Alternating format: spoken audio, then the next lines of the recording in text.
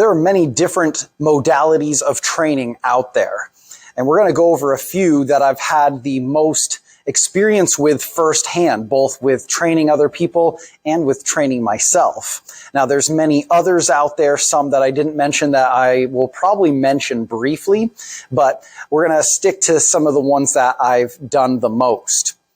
And so first and foremost, I'm a powerlifting guy. Now, I've only competed in powerlifting once in my life, but I really enjoy lifting heavy weights. I enjoy the big three movements, the squat, bench press, and deadlift. And some people include the overhead press, although that's not in powerlifting generally. It's usually the first three. But I love building strength. I love lifting heavy weights. It just feels great. And it's a big confidence booster that I've found with myself and with training other people over the years. So powerlifting is great, but it has its limitations. So it does a great job of placing emphasis on compound lifts. That's lifts that require multiple joints to perform. So the bench press requires the shoulders, the elbows to move together to perform the movement. The squat requires the knees, the hips, the ankles as the primary joints that move, and the deadlift is similar to that. So it places a big emphasis on the compound lifts that more closely mimic things we do in everyday life. We deadlift things off the floor, we squat, we push things. So very functional movements. Some people may argue against the bench press, but I'll leave that for another video. And then it also does a great job of placing a lot of emphasis on building strength, which is so important, as you may have heard from some of my other videos or other material and other places on the internet. Strength training is huge for your health, your performance, whether it's performance at home doing yard work or athletic performance. And it's great for your longevity as well. It builds good bone tissue, muscle tissue, and so forth. So strength is the name of the game when it comes to powerlifting, building strength. It's about who is the strongest. Now, you don't have to compete to do a powerlifting style program or do powerlifting style or powerlifting methods, but great form of training, and I'd consider it to be my base of my training. Most of my time has been spent doing that. But it can be taxing on the body. Lifting really heavy over long periods of time can be tough on the body. So it's good that you make sure, if you're going to use this style of training, that you're taking deload weeks, you're getting adequate rest and good nutrition. But just like any other modality of training, you can overdo it. When it comes to powerlifting, the heavy weights can kind of beat up on your joints a little bit, not necessarily in a permanent way, but it's just something you're going to want to look out for and manage. Just like any other mode of training, but it's a little unique to powerlifting when it comes to just the heavy weights in general. And it's really just based in one plane of motion, the sagittal plane, front to back. So we're not moving sideways. We're not really twisting a lot. There may be some accessory movements that you would do that might have some of that, but generally speaking, powerlifting is just in that one plane of motion, which is something that you want to mix up and include other planes of motion, like going sideways, laterally, or in a rotational fashion, the transverse plane. That's going to help keep your body in better balance, but we'll talk a little bit more about that later. Next, we got bodybuilding. Now, I've never done a bodybuilding competition. I never plan to do a bodybuilding competition. I don't really enjoy dieting in a hardcore manner to get my weight down. I've done it in the past and it's not pretty. I'm sure there's probably a lot I could learn to do it in a better way, but I'm just going to stick to talking about the bodybuilding form of training when it comes to lifting.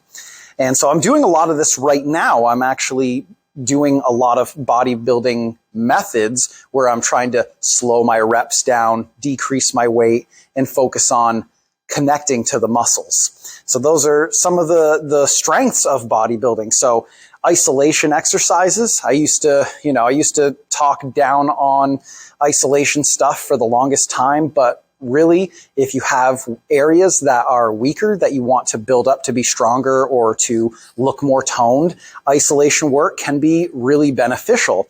So for example, if your triceps are weak and you can't you can't lock out a heavy bench press, then you're going to want to do some isolation work to help build that. Or if you got to, if you want to build your butt, compound lifts are going to be essential, but there's probably going to be some other smaller muscle groups, some isolation work that will help as well. And it's the mind-muscle connection. So basically what that means is taking your time to feel the muscle that you're supposed to be targeting. So for instance, my biceps, I had an old injury that's made it pretty much impossible for me to really feel my biceps working. And with this type of training, I've been able to connect to those, making some small tweaks to my form when I do curls, and really taking my time, slowing things down and feeling the muscle. So as I come up, I'm really trying to contract and squeeze my bicep without letting my wrist get involved. That was my problem. My wrist was doing too much work, so I was feeling it all in my forearms. And then I slowly come down and feel that muscle stretch, and then come up. And I do it with my compound movements too, with my squat. I'm going lighter, but I'm also going a lot slower to feel my quads, my glutes, my hamstrings work together. So it's great if you're looking to become more in tune with your body and feel how that works. And there's a lot of crossover between powerlifting and bodybuilding too, because you're going to have compound lifts in bodybuilding. They do a lot of squats, bench presses, deadlifts, and so forth. I think some people shy away from those types of movements that maybe do bodybuilding, but a lot of bodybuilders kind of go back and forth between these two methods, and then vice versa. Powerlifters will go into bodybuilding and whatnot. So there's good crossover, because you can build a lot of muscle doing bodybuilding, and then you can build a lot of strength doing powerlifting. So they kind of go hand in hand. So some things that are a bit of drawbacks to bodybuilding. It's really aesthetic, focused, how you look instead of how you feel, how you perform. It's really based in that. So it can be easy to kind of get lost in that. And a lot of bodybuilders have eating disorders as well, or body dysmorphia. And, I think many of us have a little touch of that anyway. Definitely myself, I do. And then it's also very much in one plane like powerlifting. A lot of sagittal plane front to back movements, curls, leg extensions, squats, bench presses, deadlifts, like I mentioned before. Not a ton in the transverse plane where you're turning your body or rotating a little bit. But again, it's probably going to depend on the person. Some bodybuilders might focus more on those planes of motion, but just from what I've observed and what I've seen in my own training, it's a lot of sagittal plane movements. Kettlebell training. So I got into this pretty hardcore for a couple of years. I got a kettlebell certification through Strong First. Great experience. Love kettlebell training. I've kind of gone to some other things more recently, but great method for different reasons. Now, it places an emphasis on compound movements again. So things like the kettlebell swing, Turkish get-ups, kettlebell snatches. These all are compound movements. We're using multiple joints and a lot of different muscles in a synergistic manner. So great for that. And it places a big emphasis on power as well. Strength expressed quickly, your ability to move quickly, to react quickly, to explode forward or react quickly. So things like the kettlebell swing, the snatch, the clean, these are great movements to develop power. Especially as we age, we lose our ability to move quickly. And so to train that in the gym will allow you to keep some of that power as time goes on. So very good idea. We think we shouldn't move explosively because we get old, but we get old because we stop moving explosively. And finally, the what the hell effect. This is something coined by Pavel Tsatsouline, who's the person that's responsible for popularizing the kettlebell in the States back in the 90s. And so the what the hell effect basically refers to how kettlebells have benefits that you wouldn't otherwise think they would. So doing swings can help you build better chin-ups, for example, or doing swings will help you get a better mile time or a better sprint time because it, works on some of those muscles that you use when you run. So there's a lot of things that they help with, which is why one of the reasons why I really like them. They have a lot of benefits, both directly and indirectly, from the movements that you actually do with them. So kettlebell training, fantastic. Now, some of the methods are very high volume, which can be really taxing on the body over time. But again, just like we talked about with powerlifting and the really heavy weights, you can overdo it with anything. And I definitely did when I was training for my certification. I should have been smarter with my training. I should have been taking some deload weeks and so forth. But hey, live and learn, right? So it definitely can be taxing on the body. So you want to make sure you're managing your stress, as always. And limits to strength. So most kettlebells are going to be under 100 pounds. You'll see some that are a little bit over, and then a handful that are huge, but you hardly ever see those in a gym. And that's another thing, is the accessibility. I think a lot of gyms these days have some kettlebells, but probably not all of them still. But they're not too expensive, and you can sometimes get free shipping if you get them online. They don't take up a ton of space. So definitely great. Kettlebells are great, but they do have some limitations because unlike lifting with like a barbell, for instance, you can't really lift as much weight just by their nature, like a dumbbell. You can't bench press. Say you bench press 200 pounds, you're probably not going to be able to put up 2 100-pound dumbbells. So same idea with the kettlebell. It's a different animal, but it definitely builds a different kind of strength. Kettlebells tend to have thicker handles, and most of the weight is on one end of it, so it makes it a little more awkward to handle, to manipulate. Finally, this last category, I wasn't exactly sure what to call it, like an athletic performance type of methodology. This places a heavy emphasis on multiplanar movements, which is fantastic. So doing things in the frontal and transverse planes where you're twisting, moving laterally, and so on and so forth. And that's great for keeping the body in balance, for using different muscles in different ways instead of just forward and back, like running, for example, or squatting a bunch. You're working some of the muscles on the lateral sides of the body, and you're helping to enhance the body's ability to rotate as well, which we do a lot of in day-to-day life. Unilateral work, there's a lot of unilateral work in this, a lot of lunges, a lot of single arm work. And I think there's not a ton of downside to this. It's a fairly well-rounded. I guess the only things I would say is it can get a little too creative. So you just see a bunch of exercises that seem a little silly, like they're unnecessarily complex when you could easily do something a little more simple that wouldn't put you in an awkward position that might hurt you or something like that. And it does, some of the people that utilize or gravitate towards this methodology don't put as much focus on building strength. They don't like using barbells, for instance. They think they're the devil. I don't know. My advice, use all the tools that are out there and figure out what works well for you.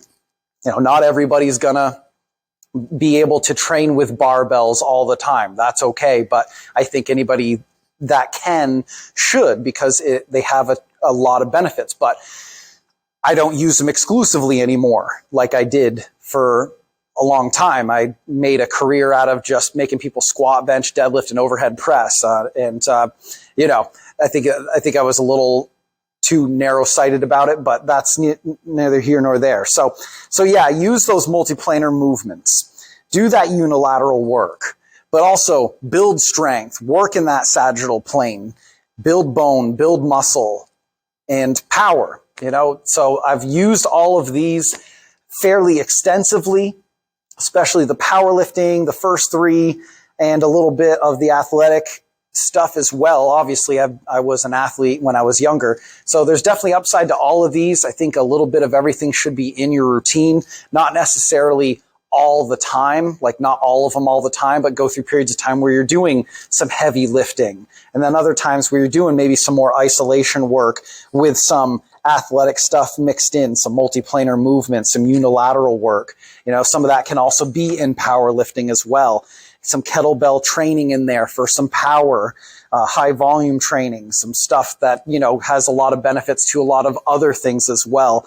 So, have something that's maybe your base, for example. Like if you really like kettlebells, do a lot of kettlebell work, but then sometimes mix in a little barbell work as well and some isolation work to help build up some weak points or something like that. So I think all these are really beneficial. Now, some other things I didn't mention, calisthenics or body weight training. I think that's great. Push-ups, chin-ups, sit-ups, really great for building strength as well. In particular, if you can't yet do a push-up, working on building your body to be able to do a push-up is going to build a lot of strength. Same thing with chin-ups. And they're great to see what your relative body strength is. You basically your strength to weight ratio. So how many push-ups can you do? Can you do more? You're probably a little stronger. You might be a little bit lighter too. And then Olympic weightlifting. I've dabbled in this a little bit on and off over the years, and I think it's fantastic. The movements are really complex and take a lot of time to. You're always kind of honing your technique. A lot of high-level Olympic lifters, they train most days of the week, sometimes heavy, but sometimes light, just to keep their technique sharp. So they're very technical. For some people, they might not be possible at the moment due to mobility issues, strength issues, and so on. You're supposed to be able to get into a really deep squat. You need to have good shoulder mobility to catch the bar on a clean or the snatch over your head. A lot of overhead stuff like that can be really challenging for people over 40 that have bad posture and bad shoulder mobility. But they can also be great for building power, even more so than kettlebells, because you're lifting heavier loads, not the heaviest, but you're lifting heavier loads, and you have to be really explosive by nature. The movements are explosive or else you can't complete them. So those are some other things that you could also look into if you want to commit your time to Olympic lifting. And if you don't have access to a lot of equipment, calisthenics are a great option too. They're compound movements, and some of them are multiplanar as well, so they can keep you fairly balanced. I think the one drawback of those is that you can't really load them as much as, say, a squat or a bench press, but you can load them. You can load push-ups, you can load sit-ups and chin-ups as well. But again, there's some limitations there. But any one of those things, again, dabble in the others as well. They all have their own benefits, and have some fun with it. Get some variety in there. Thanks for watching. Subscribe for more videos like this. Click that like button if you enjoy my content. And if you're looking to do your first push-up or first sit-up, I have free guides to both. Email me at ren@ontrackhealth.net to get your free copy today.